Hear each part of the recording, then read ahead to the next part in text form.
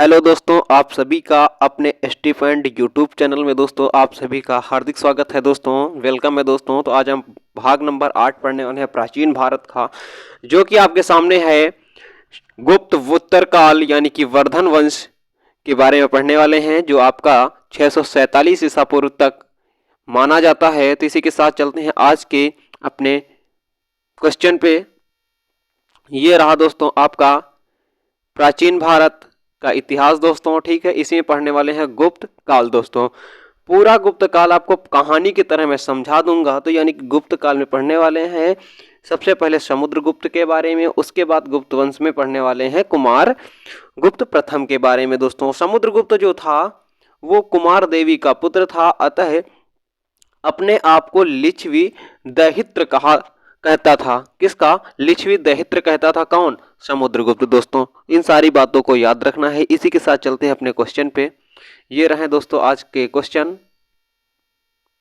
आपसे बोला जा रहा है कदम्ब राज्य की स्थापना मयूर शर्मन ने की थी, उसने अपनी राजधानी बनाई। दोस्तों याद रखना है ऑप्शन नंबर सी, जयंती यानी कि वनवासी को बनाई थी। ऑप्शन नंबर सी जाएगा करेक्ट जवाब।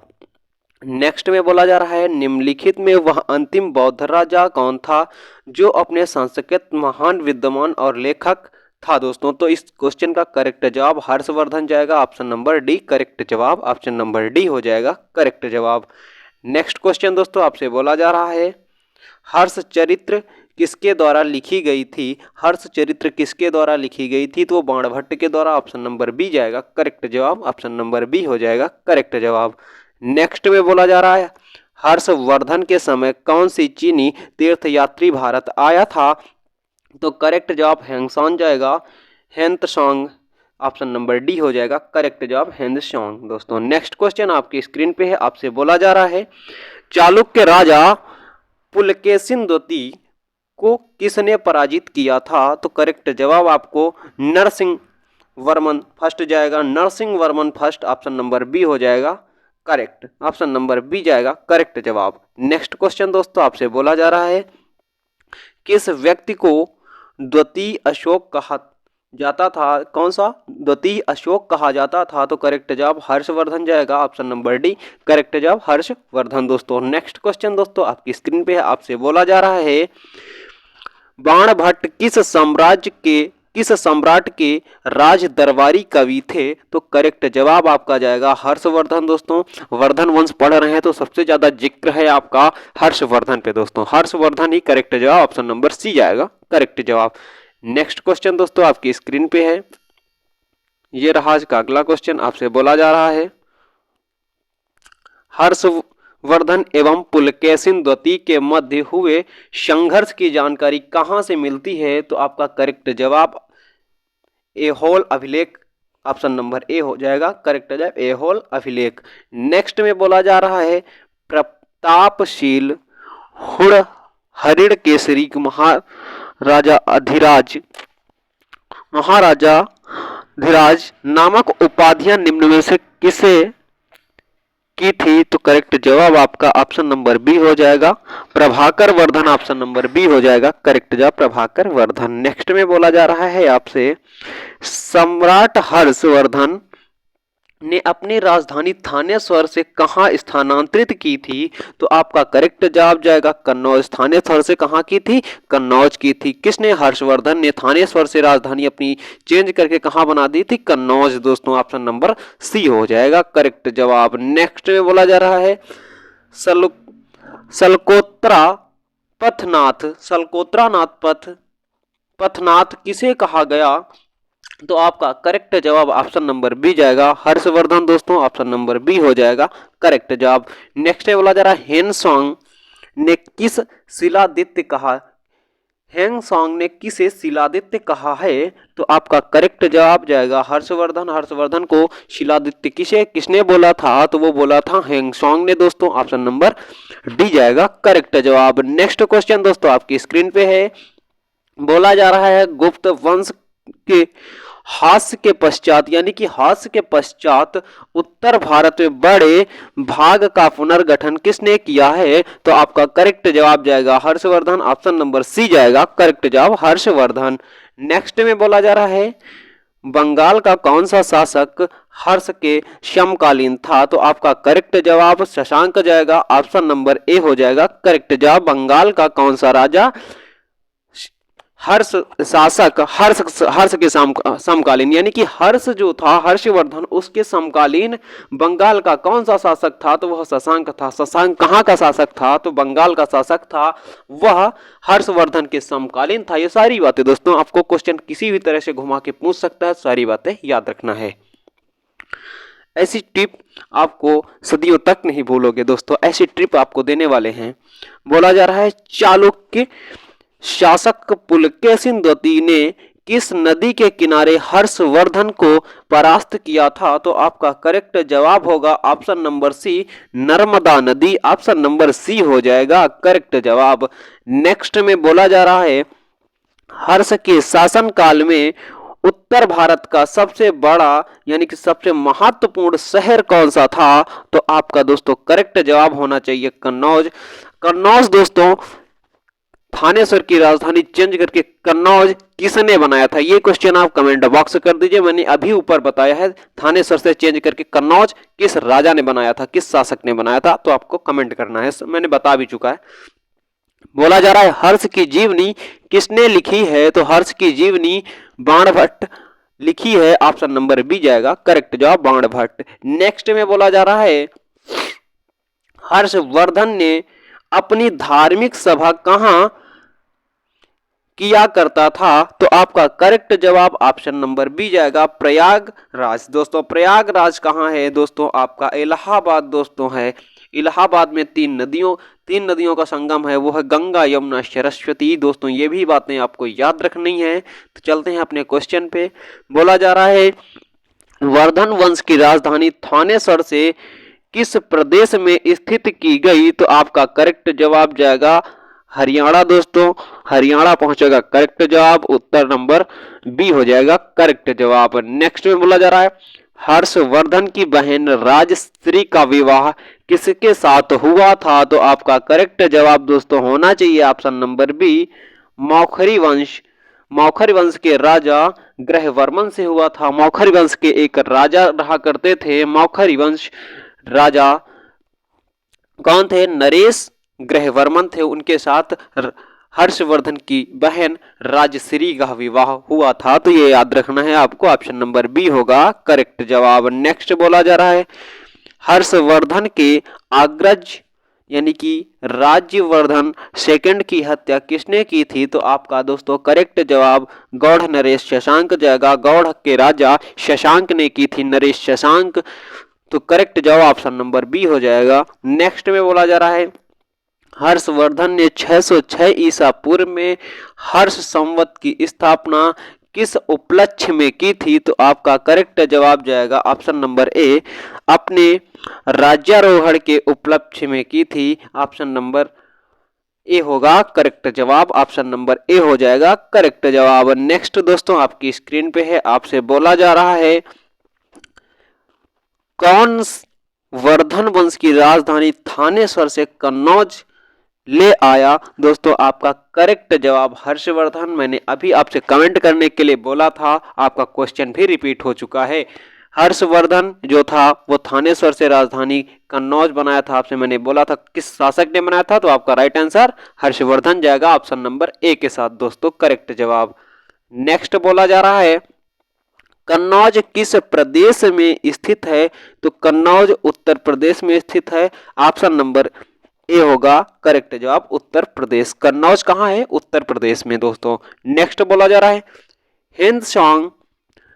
हेनसोंग की भारत में यात्रा के समय सूती कपड़ों के उत्पादन के लिए सबसे प्रसिद्ध नगर था। दोस्तों कौन सा सबसे प्रसिद्ध नगर था? तो मथुरा था, मथुरा वृंदावन दोस्तों, ऑप्शन नंबर बी होगा करेक्ट जवाब। मथुरा कहाँ पे स्थित है? तो उत्तर प्रदेश में दोस्तों स्थित है, यूपी उत्तर प्रदेश।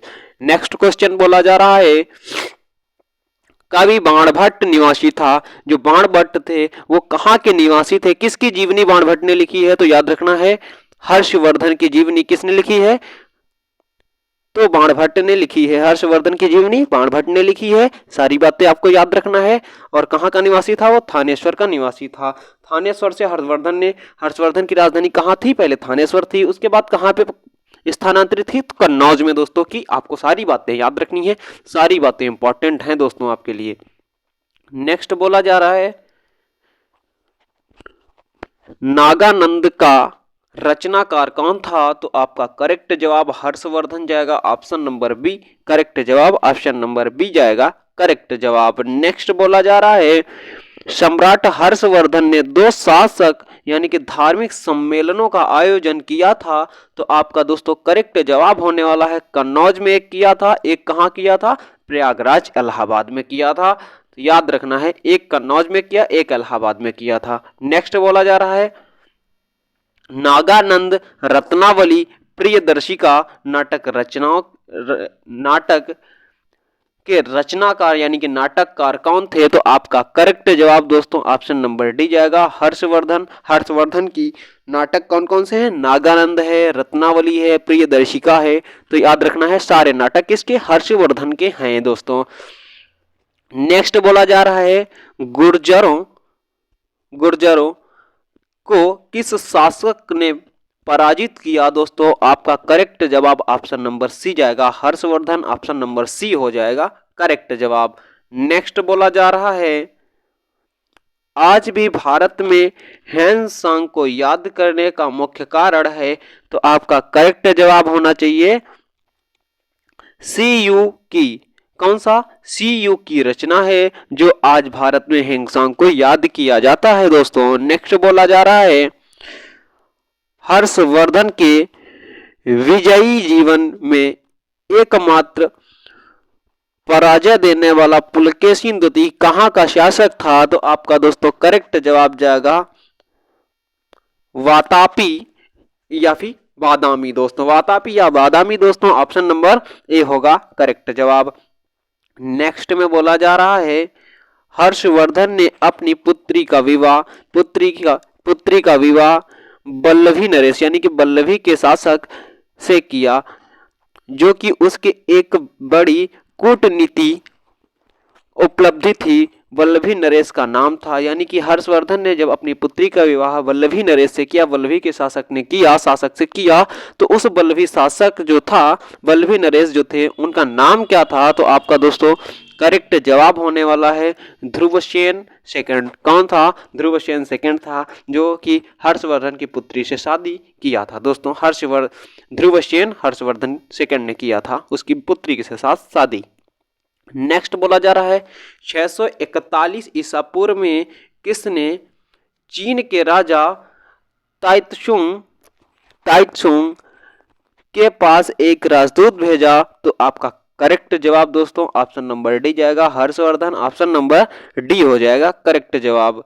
नेक्स्ट बोला जा रहा है हर्षवर्धन के भारतीय मिशन के जवाब में चीनी सम्राट ताइत्सुंग ने 3 चीनी मिशन हर्षवर्धन के दरबार में भेजे, जिसमें से एक मिशन हर्षवर्धन के मरणोपरांत पहुंचा। अंतिम मिशन में शामिल उसी चीनी राजदूत का क्या नाम था, यानी कि जब उसकी मृत्यु हो गई हर्षवर्धन की, उस समय जो अंतिम मिशन आया था चीन से, उस राजदूत का क्या नाम है, जिसने हर्षवर्धन की मृत्यु के बाद जो घटनाक्रम घटित हुआ उसका विस्तार वर्णन किया। यानी कि जो चीन से राजदूत आया था, किसके 2 तो आ गए थे इनके जीवन काल में, एक मरने पे आया था, उस राजदूत का क्या नाम है, और उसने पूरा क्या इनका घटनाक्रम लिख दिया है, तो उसका नाम है वांग हुएन त्से।